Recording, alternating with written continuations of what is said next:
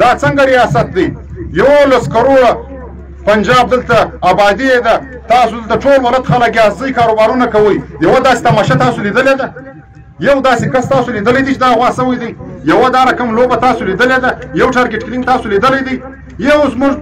جنوبي پښتونخوا وطن دی 50 لکه آبادي ده په دې کې شناخت کارډونه هم زموږ بلاک دي په دې کې دهشتګرد هم موږ یو بې عزت هم موږ یو د مهاجر په نظر هم موږ ته کتل کېږي هر ځای تلاشي په موږ کې کېږي دا به له موږ سره تر کومه روان موږ د دې لپاره چې ځان راوتلي موږ د خپل قام ته د عزت ژوند غواړو زموږ دغه قام د 15000 کاله څخه په عزت باندې ژوند کړی دی په جګه شمله ژوند کړی دی نن هم موږ خپل د قام دپاره د دغه سپین ږیرو دپاره په جګه شمله نن د 2 ورځې نه دي هره درېیمه ورځ زموږ په وطن کې داسې واقع کېږي چې ګای زموږ د وطن یو ځوان ورکي ګای زموږ د وطن سپین ږیری ورکي ګای یو کشر ورکي ګای زموږ یو مشر ورکي دا لوبه به تر کومه وخته پورې دا روان دی پرون دلته په کوټه ښار کې په نوې اډه کې هلته خلک په احتجاج ناست ول داسې پرلتې وو پر دوکانو باندې د شپې چاپول سوی وو د دوی مالونه او نغدې پیسې او څه خلک یې د ځان سره وړي ول نن دلته درېیمه ده دا پرلت ناست دی پرون په چمن کې هلته د عوامي نیشنل پارټۍ یو ډېر ذمهواره کس دا پورته سوی دی یعنې د پښتانه قام حالت یې تر دغه ځایه پورې رسولی دی چې یوه ورځ هم د پښتانه دغه مسله ده خلاصه ګای په چمن کې موږ ته غم جوړي ګای په کوټه کې راته جوړي ګای په ژوب کې راته جوړي ګای په کلاس افلا کې راته جوړي نو دا له موږ څخه یو فیصله غواړي او موږ دلته غوښتنه کوو د دې ریاست د ذمهوارانو څخه دا غوښتنه کوو د دا صوبایي حکومت څخه دا غوښتنه کوو د دا خپل سکیورټي فورسز څخه دا پوښتنه کوو چې دا څنګه ریاست دی دا څنګه سکیورټي فورسز دي هره درېیمه ورځ زموږ دلته یو سړی ورکي او اوس دلته خلکو یو ډېر ښه چم زده کړی دی زموږ خلک پر دغه شیانو باندې بلیک میله کوي زموږ د پښتانه قام مشران دلته په خپل محنت باندې په خپلو 2 لاسو باندې خواري وکاږي ځان ته یو څه پیسې وګټي بیا دلته خلک راسي دی پورته کړي بیا دلته ټلیفونونه راځي چې موږ ته دونې پیسې راکړه که نه موږ به دا وکړو دا څنګه ژوند دی دا څنګه ریاست دی یا دلته خلک راځي زموږ مشرانو ته دا وایي چې دلته زما دپاره دا کار وکړه یا زما دپاره دا جلسه او جلوس وکړه یا زما دپاره دا ریلۍ وکړه که نه بیا د هغه سړي شناختي کارډ وربلاک کړي د هغه په سوو اکاونټونه یې کاروبار یې هغه په دې نامه باندې بریکمیله کوي دا به اخر د موږ سره د کومه پورې روان یې موږ دلته دا پوښتنه کوو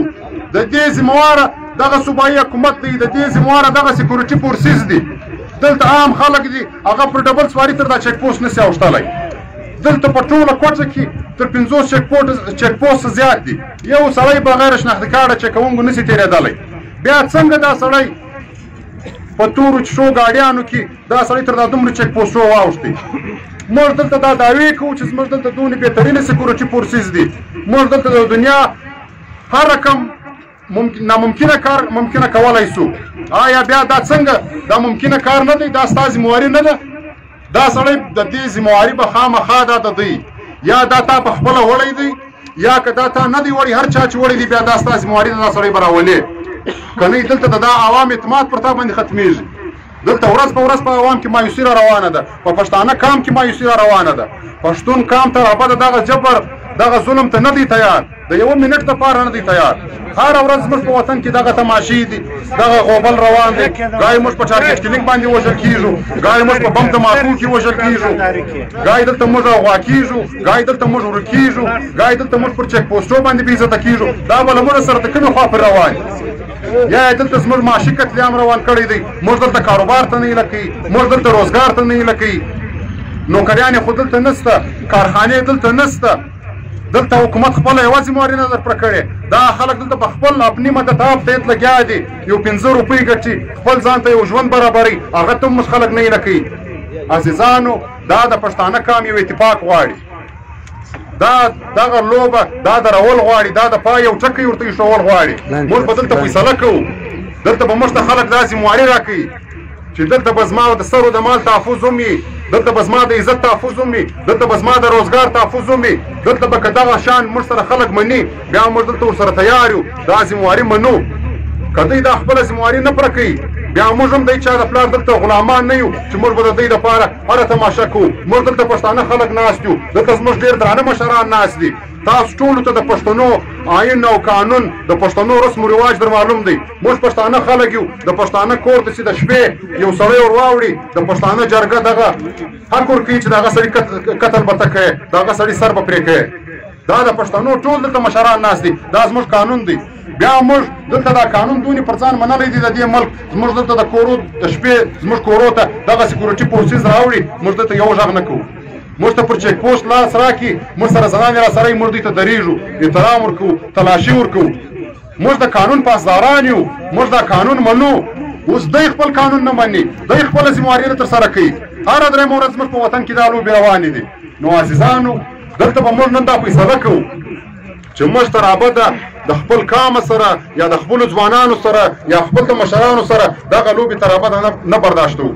دلته به راوځو په دغه رقم جلوس او په جلسو باندې به خپل هر جایز حقوق د دغه ریاست څخه غواړو.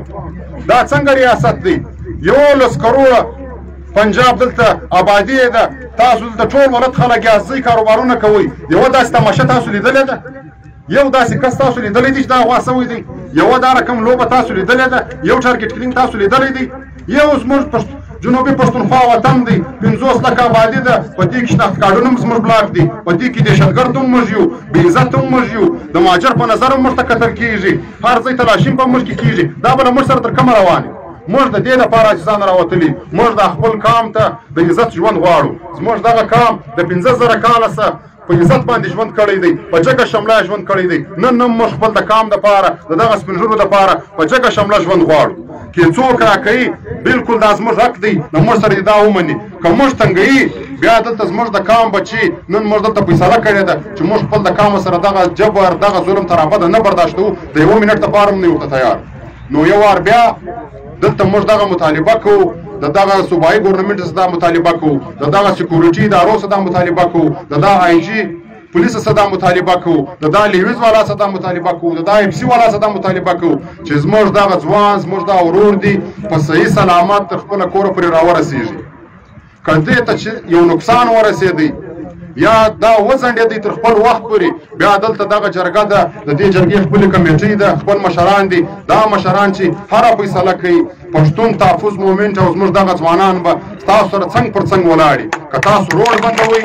که تاسو درنه کوئ، که تاسو مظاهره کوئ، که د اسمبلۍ ګیراو کوئ، موږ د دغه ظلم خلاف راوتلي یو. موږ دا ظلم قطعا نه منو. موږ دا ورته وایو که چیرې زموږ د قام یو سپین ږیري، یو ځوان یو ګناه کړي، یو جرم یې کړی، ستا دلته عدالتونه سته، دلته ججان سته، دلته کچارۍ سته، ورسه هغه ته یې پېښ کړه، په عدالت کې جرم پر ثابته کړه، د عدالت د لارې د قانون د لارې که هره سزا وله ورې کړه. لیکن دا به څنګه غوبلي، دا به څنګه توره شپه وي چې یو سړی به سهار د کوره بازار ته وځي، ماښام به کور ته نسي راتلی. هر درېیم سړي به په ځان باندې توپکان والا پسې کړي، هر درېیم سړی به دلته تلاشي کېږي، هر درېیمه ورځ به زموږ یو مشر ورکي. دا لوبه موږ دلته قطعا نه منو. دا اخر کې موږ دې ته مجبوره کوي چې دلته دا پښتانه دا فیصله وکړي چې موږ تر ابده ستا دا سکیورټي نه غواړو، موږ خپل تحفظ په خپله کولی شو. نو موږ چې تاسو ته ټیکسونه درکوو، دا ستاسو قانون باندې منو، ستاسو احترام کوو، ستاسو هره خبره کوو، بیا به تاسو موږ ته دلته تحفظ راکوئ، د دې ګارانټي به راکوئ. نو تاسو عزیزانو دلته دا ناستو خلکو ته، دا مشرانو ته سلام کوم، ستاسو همت ته سلام کوم چې تاسو دلته راغلي یاست. پر ډېر ښه وخت باندې مې اواز پورته کړی دی. موږ پښتانه به دغه رقم وو چې کله به موږ ته جنازه راغله، بیا به موږ پر هغه باندې بغارې ولې یا به مې اواز پورته کوئ. الحمدلله ډېر خوشحاله سو چې اوس په پښتانه قام کې دومره شعور راغلی دی چې پښتون قام اوس ډېر رابیداره سوی دی، پر ډېر ښه وخت باندې اواز پورته کړی دی. او دا درنه ناسته ده، موږ به تاسو سره ناست یو، ستاسو بچیان یو، ستاسو ورونه یو. موږ ته چې هره ډیوټي تاسو راکوئ، موږ به دلته له تاسو سره در سره یو تر هغه وخته پورې چې زموږ دغه ورور په صحیح سلامت دلته دغه ادارو یا دغسې حکومت یا دغه سکیورټي فورسز موږ ته حواله کړی دی. که نه تاسو چې هره فیصله کوئ، موږ به ستاسو څنګ پر څنګ ولاړ یو. ډېره مننه. کور مو ودان. الله مو عزت